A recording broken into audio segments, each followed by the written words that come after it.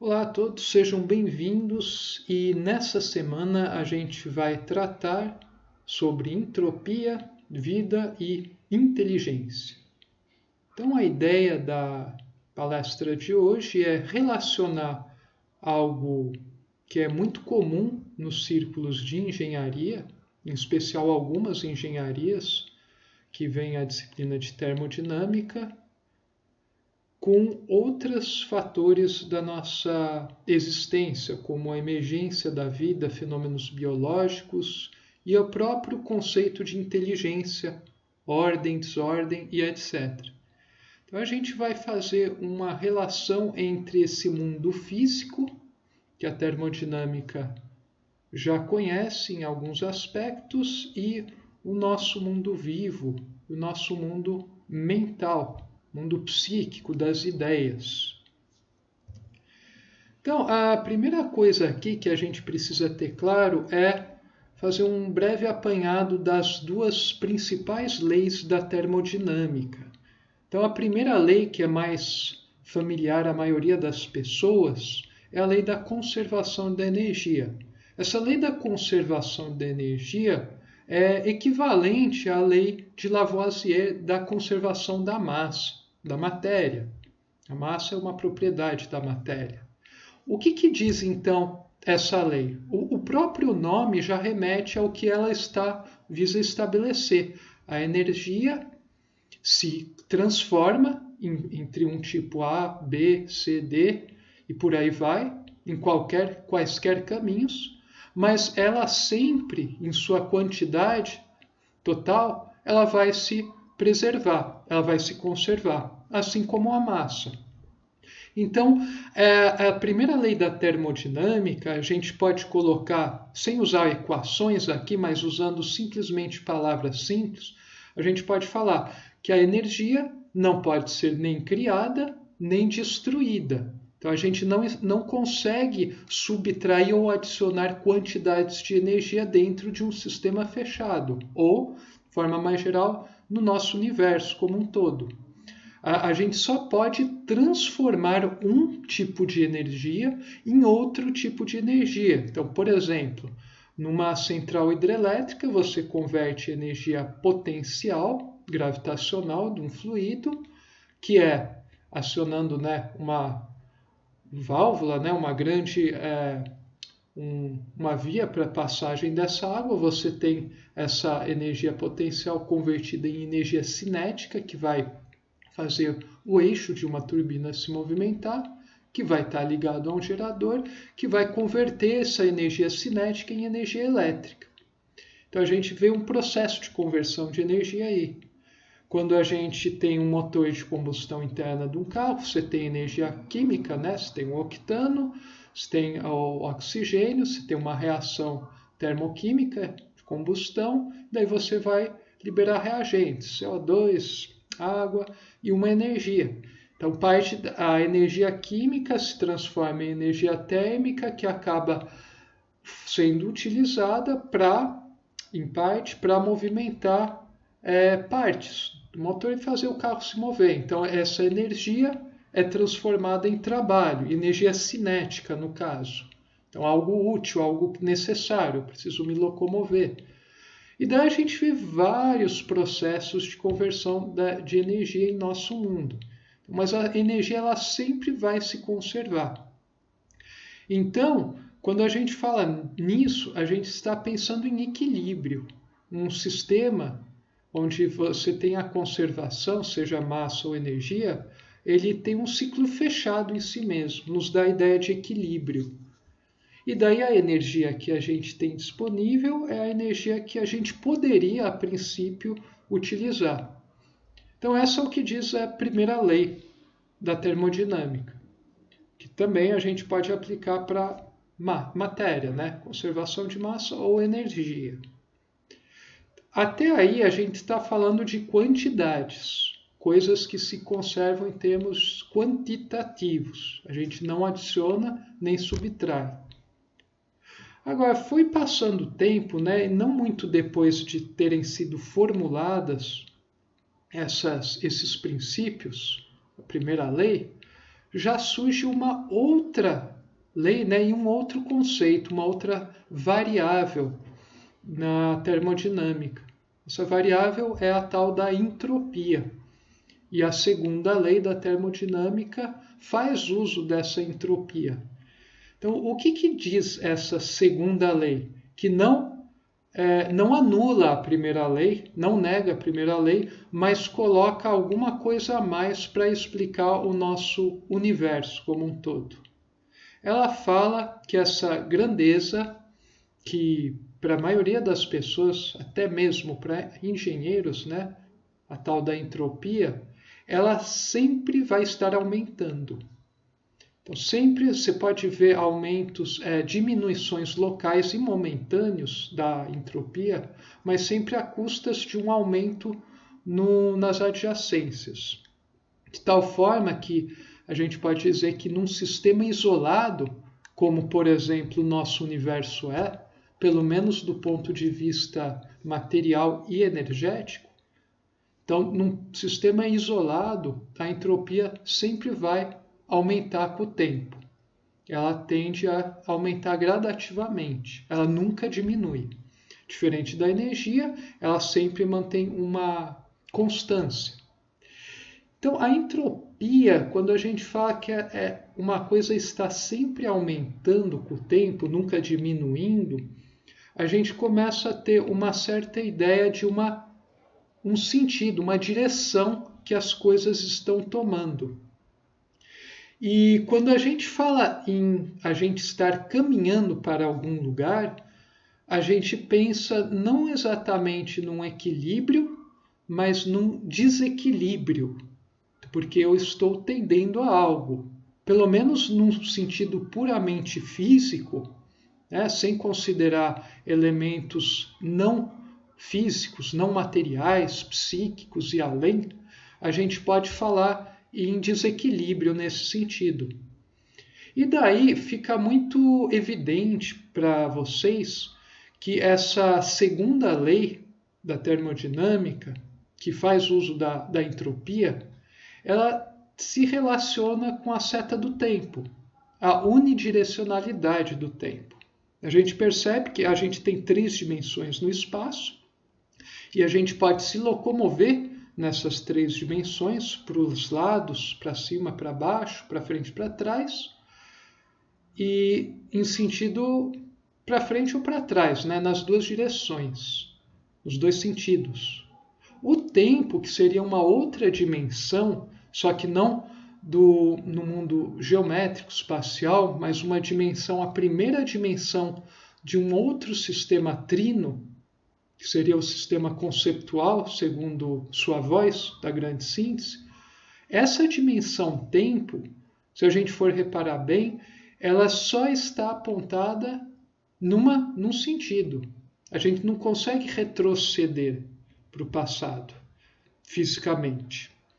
Então, a gente consegue, a ciência, até certo ponto, né, estabelece uma relação entre esse aumento de entropia, inexorável, evidente, e essa seta do tempo. De tal maneira que a gente consegue relacionar entropia com a dimensão tempo. Parece que tem alguma coisa a ver entre o sentido único no qual o tempo flui e esse aumento progressivo de entropia, irreversível. O que também já nos leva à questão de processos irreversíveis, que é outra questão que a gente não vai tratar com profundidade aqui. Então, o que a gente pode tirar dessa segunda lei? A energia disponível é diferente de dizer que a energia está acessível. Então, percebam a diferença entre a primeira e a segunda lei. Elas falam de energia disponível, só que a primeira lei fala que eu poderia, a princípio, utilizar para fins úteis, né?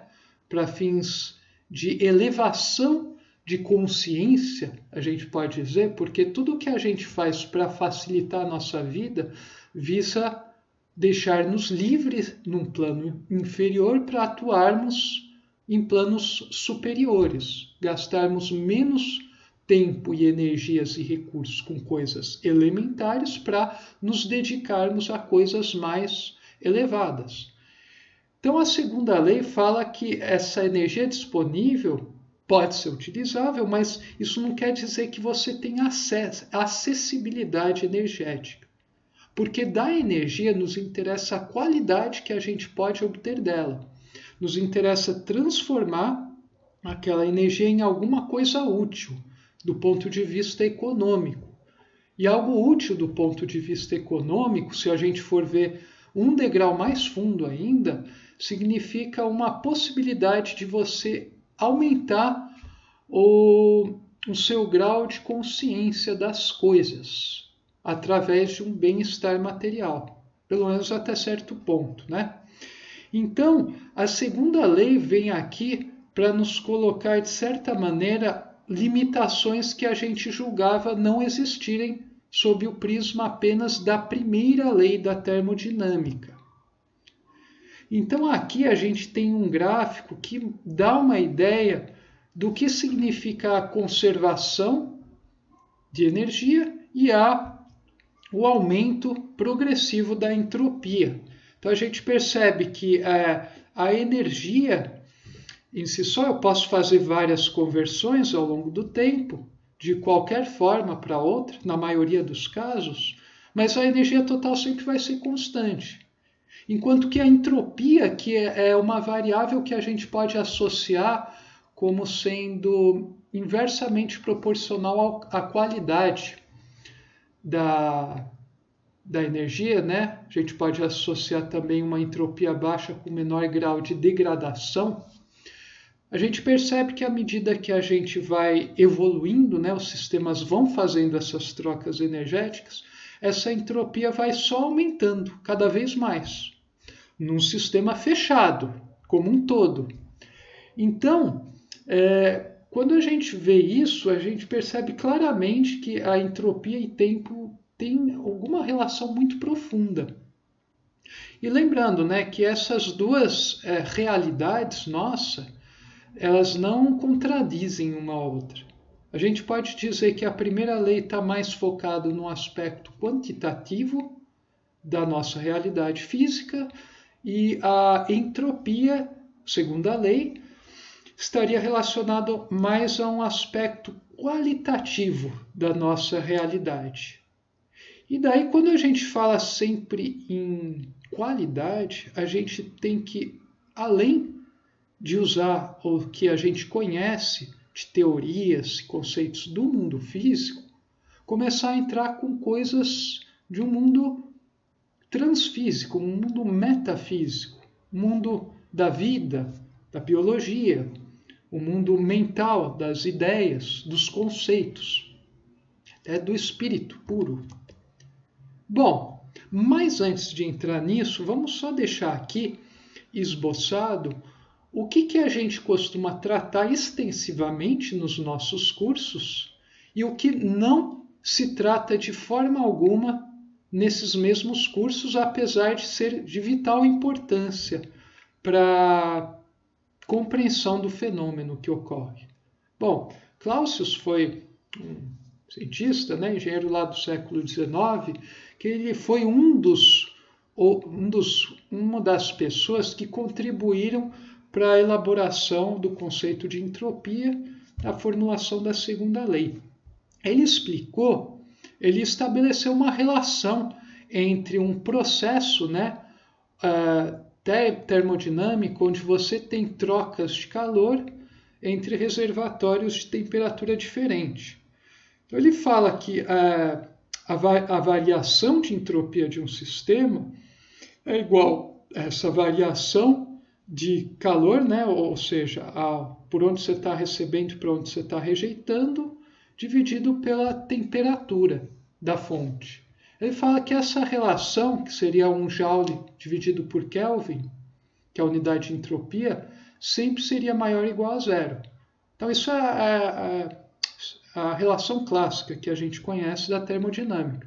A gente relaciona a variação de entropia com a diferença de calor entre que o meu sistema está trocando, né, com as fontes e a temperatura das mesmas. Então ele relaciona isso e fala que isso tem que ser sempre maior ou igual a zero.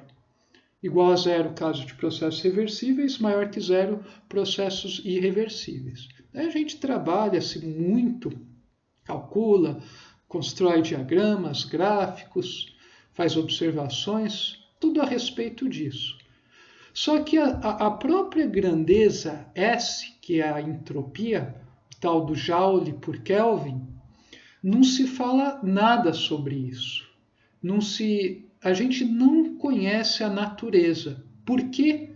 O que essa variável significa? O que o seu aumento progressivo implica? Qual é o significado de tudo isso?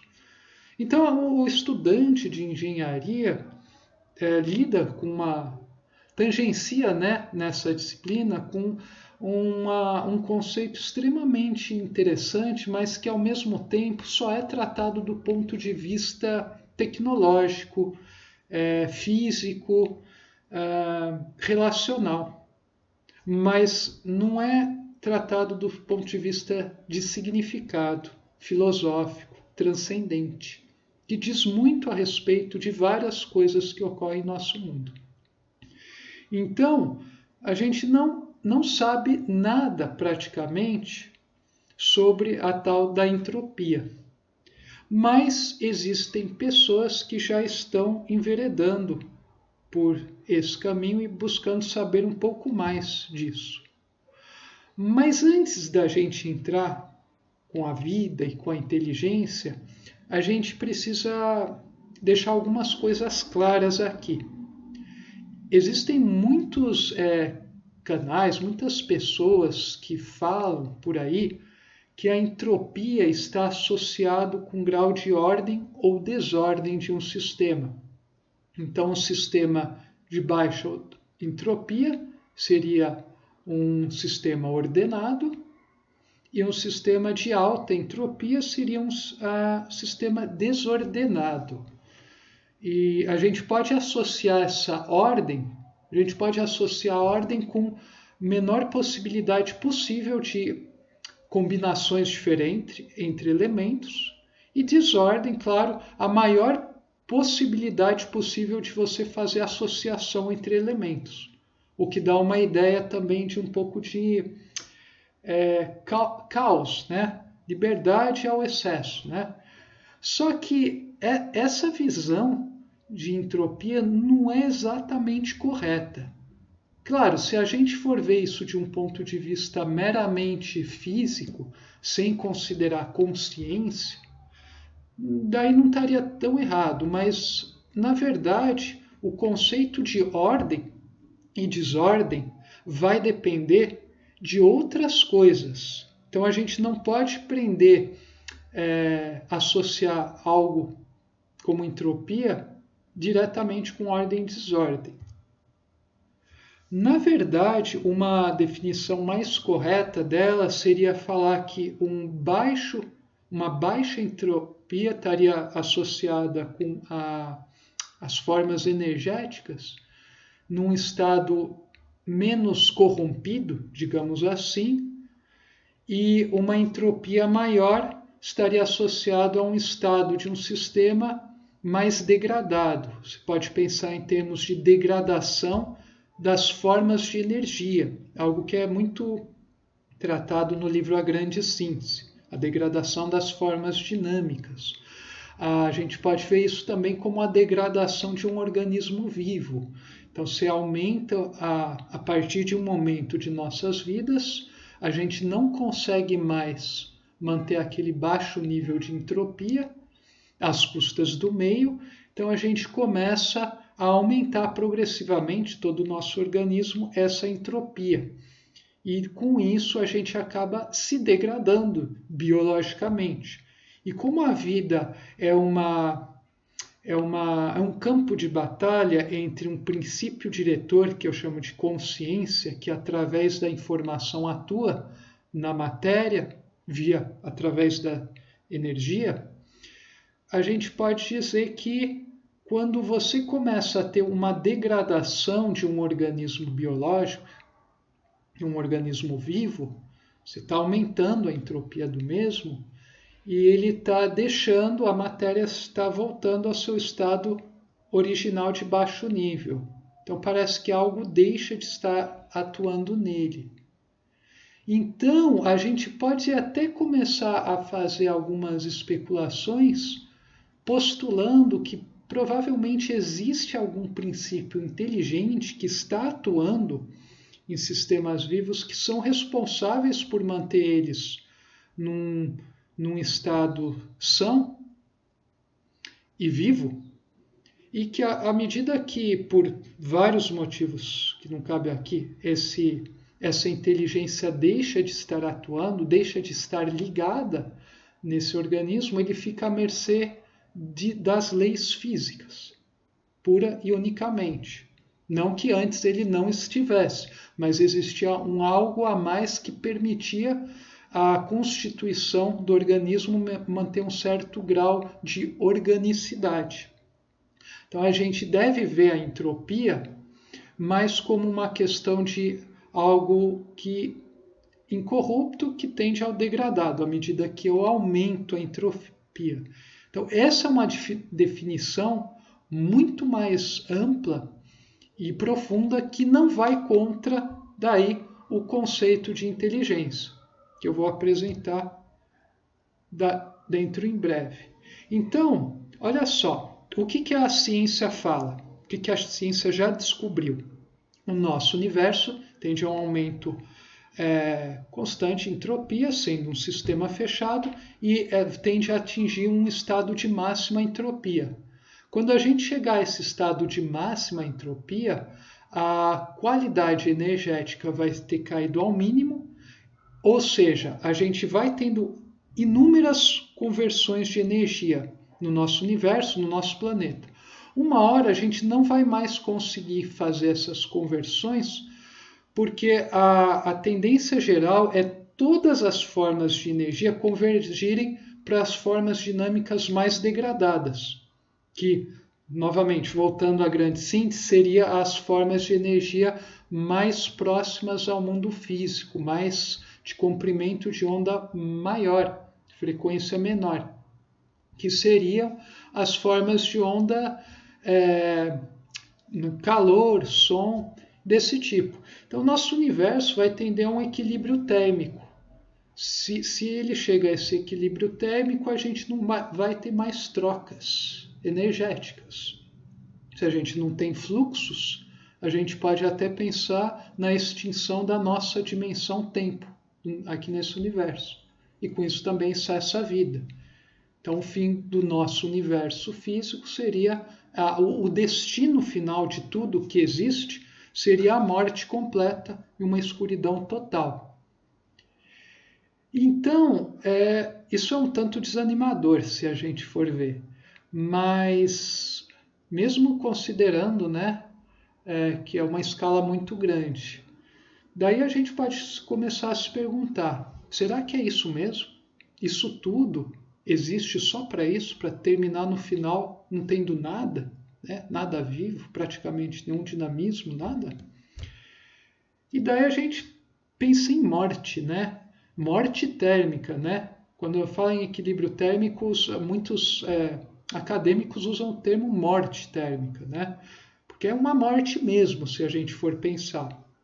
É o fim do dinamismo, Que as energias estão intimamente relacionadas com a dimensão tempo. E o tempo é a dimensão característica de manifestação da vida. Então, a gente tem uma visão muito desanimadora de entropia se a gente for ver apenas sob o prisma da ciência materialista. Bom, mas a gente sabe que o nosso universo é um sistema isolado apenas mesmo do ponto de vista materialista. Se a gente for considerar que existe realidade, uma realidade intangível, que a ciência já começa a investigar, que tem a ver com a informação e com a consciência, Se a gente for considerar então que existiria uma outra realidade mais profunda, que engloba essa nossa realidade, mas tem coisas além dela que nós, através de nossos sentidos e nossa capacidade intelectual, não conseguimos perceber / compreender, daí a visão disso tudo é menos pessimista. Então aqui eu só deixei as expressões para vocês verem o que eu quero dizer com processos reversíveis ou irreversíveis. A variação é igual à integral da variação de calor pela temperatura e a variação vai aumentar, né, se ela for maior que essa integral. A maioria dos processos, na verdade, quase todos os processos do nosso universo são irreversíveis, o que significa que ds é sempre maior do que zero. Então eu estou criando, na verdade, entropia. Bom, agora vamos entrar com o conceito de inteligência aqui. Vejam bem essas duas imagens. Aqui eu tenho uma imagem de duas praias, né? Numa praia eu tenho um castelo de areia construído, bem feitinho, tudo mais. E na outra praia eu não tenho nada. Eu tenho só areia, árvores, a água do mar, as ondas, o céu. Na outra também eu tenho, mas eu tenho o castelo de areia construído. Na primeira imagem a gente tem a ideia de que houve uma intervenção humana para construir isso, de alguma criatura inteligente. O castelo não se fez sozinho, provavelmente. E na outra a gente não tem isso. Daí eu pergunto para vocês, qual dessas duas praias tem um maior grau de ordem? Pensem um pouco, vou ficar até um pouco quieto. Pensem o seguinte, ou pausem o vídeo. Qual dessas duas praias, na opinião de vocês, é mais ordenada? A com o castelo de areia ou aquela sem o castelo de areia? Pause e pense. Bom, muitos devem ter respondido que a praia com castelo de areia é mais ordenada do que a praia sem. Porque você vê uma coisa que a sua mente está acostumada a ver, né? A razão gosta de ver, o intelecto, nosso cabeção gosta de ver coisas construídas, né, artificialmente, e dizer que aumentou o grau de organização do lugar. Só que, se a gente for pensar de um ponto de vista mais profundo, a gente pode perceber que, na verdade, isso não é de fato o que ocorre. Uma praia onde eu não tenha nada pode ser algo tão ordenado ou mais ordenado do que uma praia com um castelo de areia, porque imaginem que cada grão de areia está exatamente no lugar que deveria estar, cada árvore, cada roçar de ramo, né, das folhas ao vento, tudo está de acordo com o que deveria ser. Ou seja, a pessoa que percebe isso está vendo uma ordem mais profunda. Ela está além do racional, ela está sentindo um fenômeno através da intuição e percebe que, na verdade, a praia, naturalmente, ela é a mais perfeita possível, ela é a mais ordenada possível. E para você chegar a essa conclusão, você precisa ter uma percepção mais profunda das coisas. E essa percepção mais profunda é o que eu associo com inteligência. Inteligência não a intelectualidade, a racionalidade, que seria um grau muito restrito e baixo da inteligência. Eu me refiro à inteligência no sentido mais amplo possível, indo para a intuição e além. Então, sob esse prisma, a gente não consegue dizer que a praia com castelo de areia tem mais ordem do que aquela sem. Tudo está no seu devido lugar. E eu queria que vocês expandissem esse conceito para várias outras coisas da vida de vocês.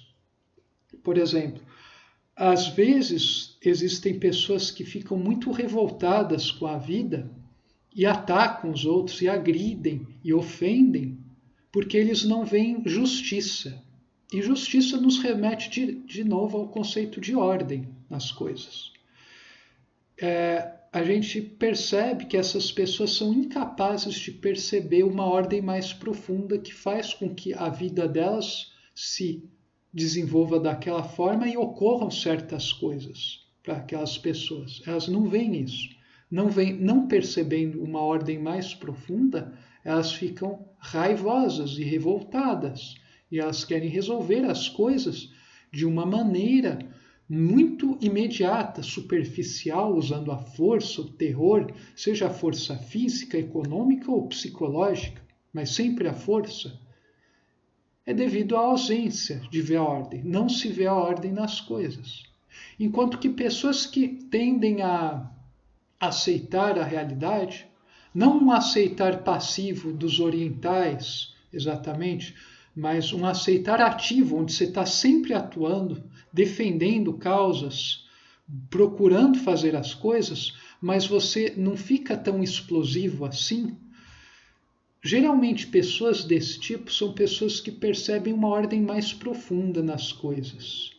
Mesmo que sob os olhos da razão não seja perceptível, através da intuição a pessoa percebe, ela sente no imo que existe uma ordem mais profunda que rege as coisas. E tudo, sob esse ponto de vista, está em seu devido lugar. Tudo é perfeito tal qual é. Então, com isso tudo, a gente pode dizer que a ideia de ordem ou desordem vai depender de inteligência. Mais um exemplo, antes da gente passar para o próximo slide.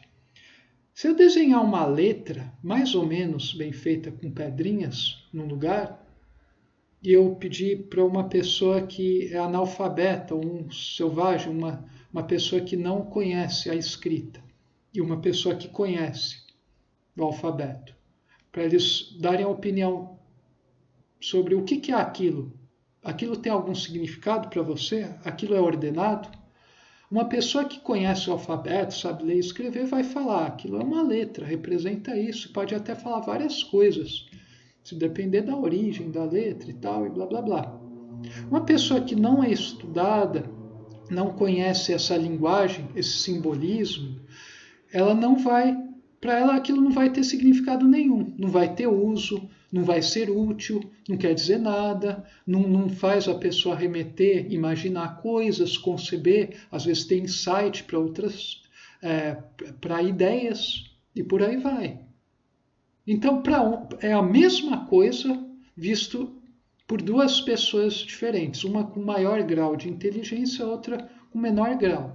Para quem tem maior grau, vai parecer ordenado aquilo. Para quem não tem uma inteligência um patamar mínimo, vai parecer desordenado. Aquilo não vai ter sentido, vai ser caótico.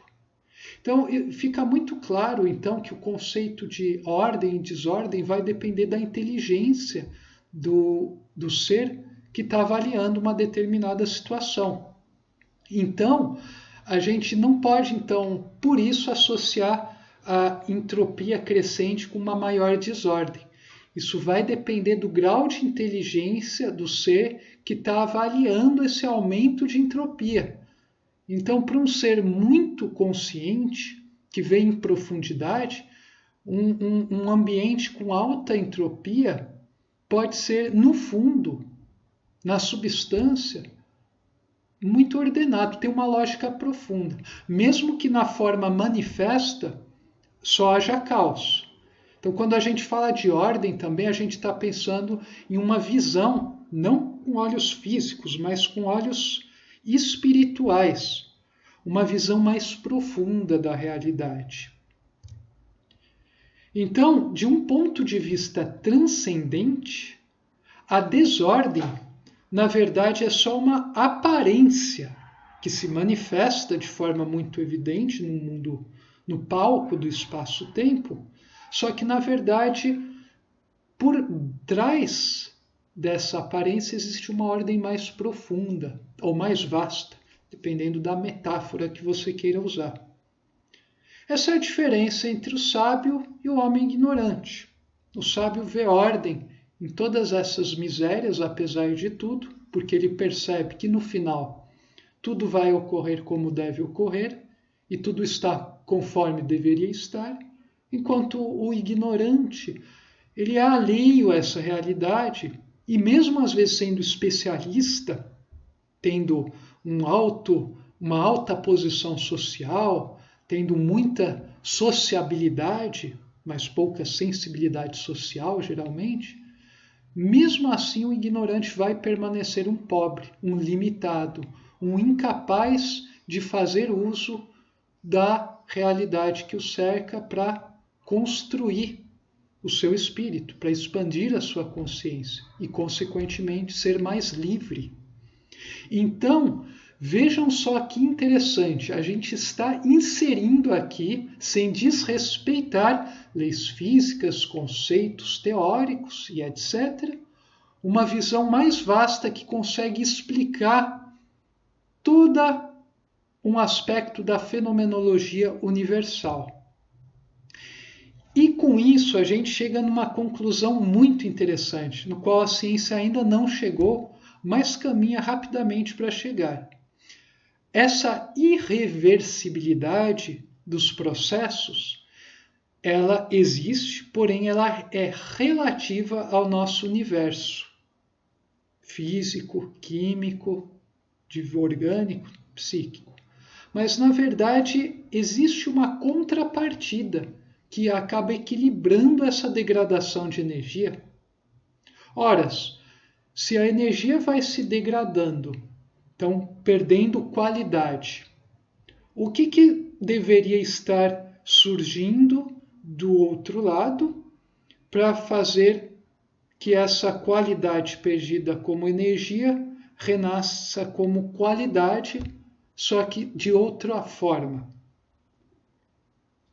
Eu diria que é a inteligência, ou, em palavras melhores, a consciência. Sendo mais ousado ainda, eu diria que é o espírito, né? Porque a consciência é a dimensão de manifestação do espírito em nosso universo físico. Então, nós podemos dizer que essa degradação, essa perda de qualidade de beta, a energia, né, usando a grande equação da substância, ela é contrabalanceada por um aumento de complexidade do mundo e que acaba trazendo um aumento de inteligência. A consciência aumenta. Isso é uma característica da vida. E hoje em dia, a gente tem até termos que visam complementar essa visão de entropia, apresentando sua contrapartida, que seria a negentropia, ou o reverso da entropia, ou a sintropia, que é muito utilizada, vem sendo muito conceituada e aplicada em pessoas que fazem agroflorestamento. Então você usa dos processos da vida, do mundo físico, para você conseguir obter o máximo rendimento possível. Então tudo é feito naturalmente, respeitando a natureza. O ser humano se adequa à natureza, usando o menos de artificialismo possível. A gente não anula completamente, que artificialismo não é sinônimo também de só coisa negativa, mas a gente diminui ao máximo possível para deixar a vida, os processos naturais inerentes a sistemas vivos, se desenvolverem ao máximo, da melhor forma possível. E o que a gente faz com a nossa inteligência é fazer rearranjos. Então, por exemplo, você coloca determinadas plantas em conjunto, separada de outras, com um espaçamento tal, com um método que vise, ao invés de buscar você interferir diretamente, você busca criar uma condição no qual o próprio sistema acaba se retroalimentando. Então, a própria criação de uma massa florestal pode fazer com que o próprio clima local mude ao longo dos anos e você acabe tendo um maior nível de chuvas que permita você sair de um clima que era árido para um clima mais um clima de cerrado e, por exemplo, por aí vai. Então, a gente está começando ainda como espécie, né, como sociedade, a perceber isso. Então, isso é a sintropia. Você usaria, ela contrabalanceia o efeito da entropia. Então, isso também é um outro exemplo no mundo vivo, muito interessante. Olha só um outro caso aqui, o nosso próprio organismo, né? Os seres vivos, né? A gente tem as reações metabólicas que ocorrem a nível molecular. E essas reações metabólicas, elas são, na verdade, um processo bipolar, um dualismo que se complementa. A gente tem reações catabólicas que visam desagregar moléculas complexas, liberando energia e formando moléculas simples que vão servir para algumas trocas. Mas, em contrapartida, para se aproveitar dessa desestruturação, a gente tem o anabolismo, que seria a síntese dessas moléculas simples, usando a energia liberada pelo catabolismo, para formar outros tipos de moléculas complexas, algumas iguais. Então você tem um ciclo aí material de construção e reconstrução, onde você tem liberação e absorção de energia. E nesse processo a gente percebe que, segundo a primeira lei, a energia se conserva, mas e isso mais impressionante dos sistemas vivos, porque você tem uma diminuição do nível de entropia, às custas de um aumento de entropia nas adjacências do sistema vivo. Então, a vida, na verdade, ela não vai contra a segunda lei da termodinâmica, mas ela momentaneamente, localmente, ela consegue manter um menor grau de degradação, né? E até certo ponto a gente pode falar maior grau de organização, às custas de um maior aumento de entropia no ambiente adjacente, o que permite a gente ter maior complexidade, a gente expressar a inteligência, não só expressar, mas desenvolver a inteligência cada vez mais.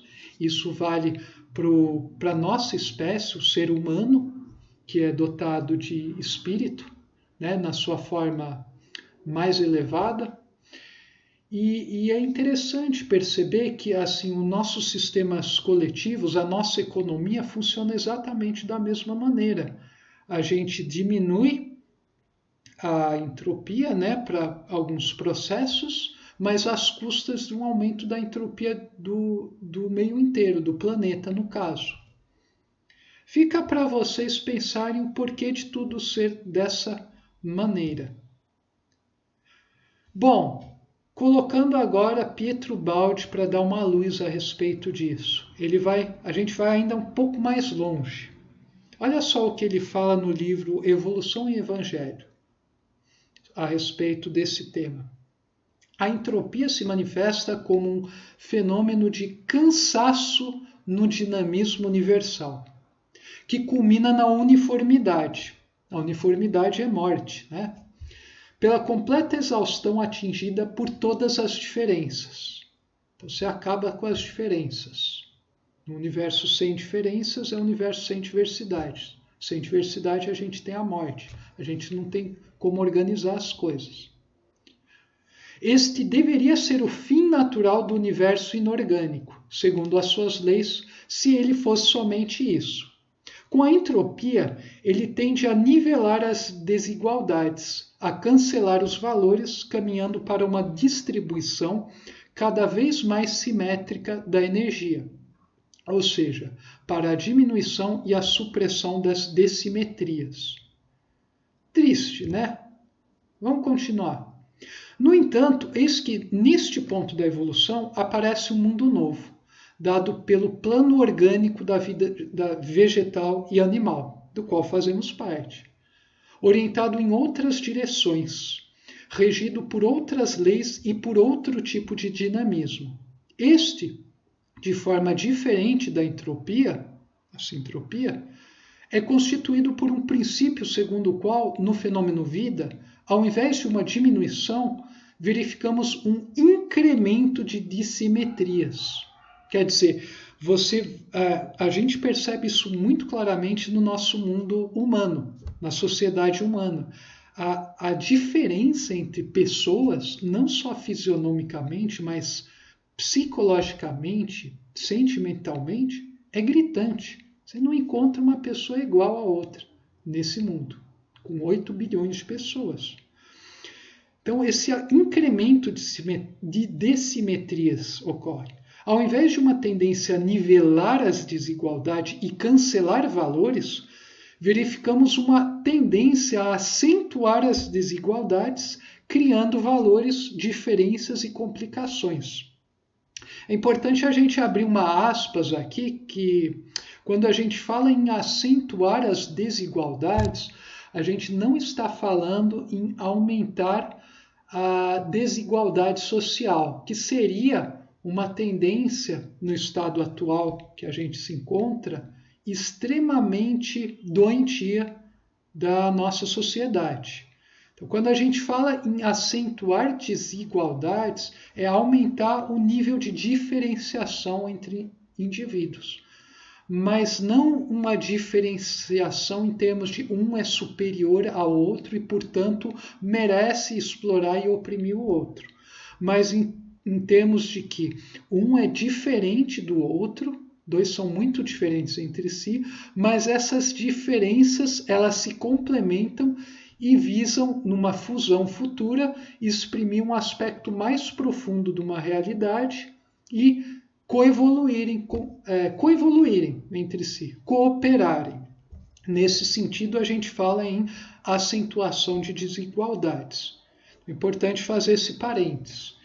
Então, sob esse prisma, vendo toda essa história de entropia, vida e inteligência, com essa visão, a gente passa a ter uma perspectiva muito mais profunda, uma atuação muito mais vetorizada, uma vivência muito mais intensa dos fenômenos que nos cercam, sob todos os pontos de vista. Então, eu espero com isso, com essa breve apresentação, ter exposto um pouco mais dessa cosmovisão monista de Ubaldi, de Roden, do Chardin, entre outras grandes pessoas, do Steiner também, a respeito desse fenômeno tão pouco estudado por pessoas e mesmo para aqueles que a estudam, nada compreendido. Então a gente pode resumir que a entropia apenas é desordem de um ponto de vista materialista, mas sob um prisma monístico mais vasto, que leva em consideração, além de tudo, o fator espiritual, a entropia é degradação, só que uma degradação de uma forma inferior, que seria a energia, que se converte numa forma pensamento, expressa através da vida, que no ser humano adquire um aspecto de pensamento, sentimento e vontade, que visa uma determinada meta.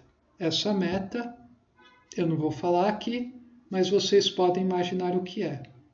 Então, com isso eu termino essa exposição. Eu espero ter sido útil para alguém e até a próxima. Até mais, gente.